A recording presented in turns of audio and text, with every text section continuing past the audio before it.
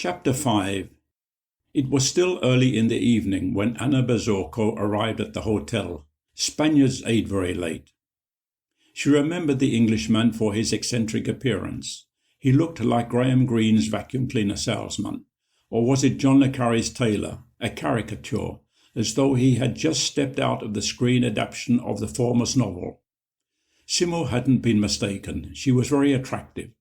They briefly met the previous year at a reception on board Sir Patrick's yacht Las Indias in Belize. It was a fine evening, and Scott invited them to the Matahari suite for privacy and drinks. He always booked the 7th floor suite during the Feria de Arte y Antigüedades art salon. It was called El Séptimo Cielo for its magnificent suites, with their broad private terraces overlooking La Concha and across the bay to Santa Clara Island. Scott had outlined to Anna the reason for their meeting, but had avoided going into detail of the work, to avoid attracting unwanted attention, with the salon at the Kursaal in full swing, where millions were at stake, and eavesdropping was not unknown. After the small talk and briefing, he saw Anna was impatient to see the work. They went inside to the reception room where the blinds were drawn, offering shade from the bright sunlight. Simo placed his briefcase on the low table and carefully took out the manuscript, now protected by a hotel laundry bag, unwrapped it and placed it before Anna's expert eye. Somehow it was not what she had expected. After a few moments of hesitation, puzzlement, she cautiously inspected the cover, passing her fine manicured fingers over the worn leather, almost as if she was communicating with the ancient book. She then opened it with the greatest care, turning the first few pages, pausing at the illustrations. "Extraordinary," she whispered, her voice dry. "Bernardino de Sahagún. Impossible." She sat back on the sofa with a look of disbelief on her face. Anna was an archaeologist. Her field was underwater research, specialized in the period of Spain's New World Empire, where, since the conquest, more than 1,000 vessels had been lost along the Caribbean, Atlantic and Pacific coasts, galleons, treasure ships and merchant ships of all descriptions. Her work involved research in Spain's vast historical archives, stored in Madrid and Seville, where millions of documents meticulously recorded the history of the vast colonial empire that had stretched westwards across the Atlantic to New Spain and beyond the Pacific to the Philippines. Anna's research had regularly brought her to Seville, to the Archivo General de Indias, the largest collection of historical documents relating to the Spanish Empire. The 16th century building housed 80 million pages of documents and maps, 9 kilometers of shelves dating from the 16th, 17th and 18th centuries, an incredibly complete history of the New World under Spanish rule. Spanish merchants in the Consulado de Cargadores in Seville had the monopoly of trade with the colonies, and the merchants, acting on behalf of foreign traders, exported their goods on the Flota de Indias to the New World. Seville on the Rio Guadalquivir in Andalusia was the exclusive point of departure and return for the fleets of galleons, urcas and caravels that carried all trade with the New World. In addition, more remarkably meticulous records were kept in the Archivo Histórico Nacional and the Naval Museum in Madrid, as well as in other archives in Seville and Valladolid, detailing the movements of all vessels, their cargoes, crews and passengers. The records were an extraordinary source of information, though many things were dissimulated by those who sought to escape taxes on smuggled treasure or prevent secrets from falling into the hands of their enemies. Thanks to these archives, Anna studied the history of more than 1,000 galleons and merchant ships lost along the coast of New Granada, a vast territory from New Spain south to what is today's Colombia, Venezuela and Panama.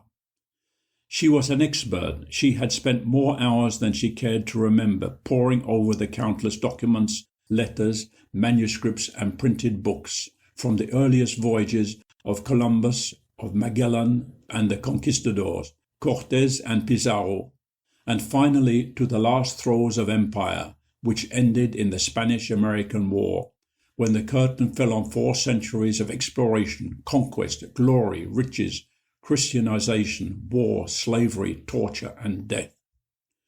The question that had always troubled Anna was the story of the peoples who fell under the conquistadors' swords. How little of their history had survived. There was, of course, the impressive stone vestiges, in the form of pyramids, temples, palaces, ball courts, plazas, and stelae. But of the libraries that told the story of the Aztecs, Mayas, and Incas, and their beliefs, their history, culture, and science, almost nothing was left. Simo spoke Spanish fluently, but was not familiar with the flowery handwriting, the literary style, and the terms of the 16th century text. Anna, on the other hand, understood the manuscript perfectly, which at first glance appeared to principally concern medicinal herbs and plants and their utilization.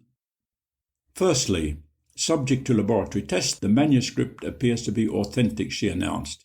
Secondly, it's a herbal apothecary, probably Aztec, compiled by Franciscan monks, possibly Bernardino de Sahagún and his assistants.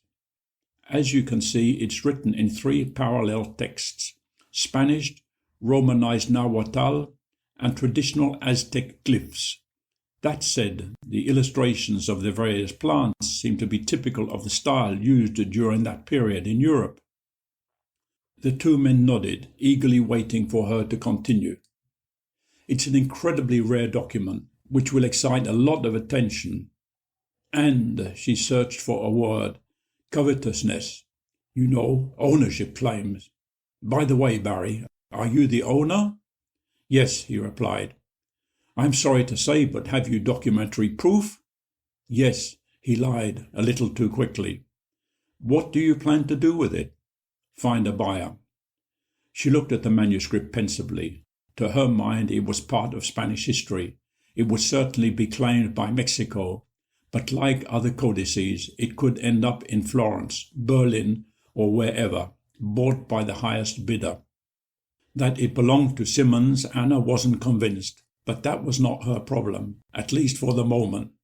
It would require a considerable amount of work to authenticate the Codex, date it, translate it, settle legal claims, and find a home for it. First, it would require an agreement with Simmons and no doubt a financial arrangement, perhaps with Pat Kennedy or his friends, the Clancys. But the most important would be confidentiality, secrecy. Any leak to the media would create an avalanche of interest, with a flurry of claims and counterclaims, the usual controversies from academia and the international political world, not forgetting Interpol, Europol, and other national cultural authorities, with accusations relating to the trafficking of archaeological works, not forgetting controversial questions from the world of art and culture on the import and export of treasures and historical artifacts. Most urgent was the need to convince Simmons of the need to put the Codex into safekeeping, both from the material and security point of views. There'll be no problem finding a buyer, but you'll have to be very careful with such a valuable work of art. How much do you think it's worth? I'm not an expert, she said, looking at Scott, but it could be millions, many millions. Simo frowned. What about Sir Patrick? I'll speak to him tomorrow, she promptly replied. If I'm not mistaken, he should be in London at the moment. But there's the problem of the quarantine, she added with a smile. What are your plans, Barry?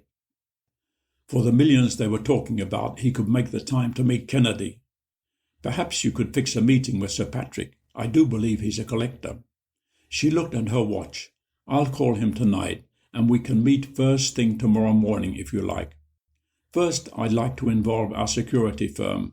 An object that's worth perhaps tens of millions shouldn't be lying around in a hotel room. There was a moment's hesitation. Then, to her relief, he nodded in agreement. We can manage everything if you agree, Barry, said Scott. Perhaps you as a lawyer should draw up an agreement. Simo didn't need convincing. He realized with Anna, Fitznorman and their friends there would be less risk than dealing with people he'd never met and knew nothing of. In his business he knew there were many more crooks around than honest people would ever believe. I have a very good wall safe here in the suite.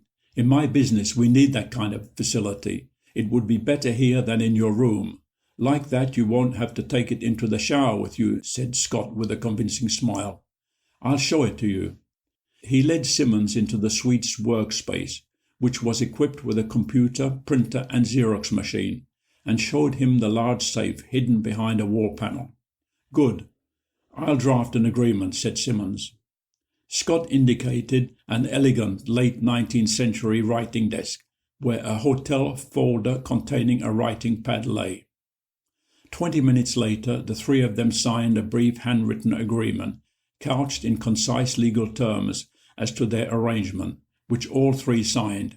Scott ran 2 copies off on the Xerox, handed Simo the original, then locked the Codex in the safe. Anna excused herself, promising to be back at 8:30 for breakfast in the suite, with news from Sir Patrick or Liam Clancy. Scott then invited Barry to join him on the terrace, where they could admire the spectacular sunset across the bay, and ordered a light evening meal, pain ibérico and a mixed salad, with a bottle of Chacollet, a sparkling dry white wine from the vineyards to the west of Guetaria, a small town a few kilometres from San Sebastian.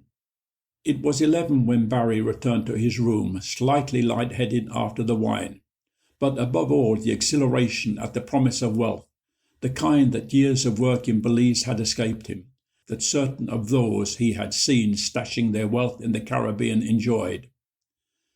Anna hurried back to her apartment in the Area Romantica, on the corner of Elcano and Peña Florida, overlooking Guipuscoa Gardens, a 15-minute walk from the Hotel de Londres. There she called Pat Kennedy, who was in London, and briefed him on the Codex. He immediately agreed to fly down to San Sebastian Airport, near to Irun, as soon as he finished his appointment in London the following morning, accompanied by George Pike and one of his men to take care of the security question.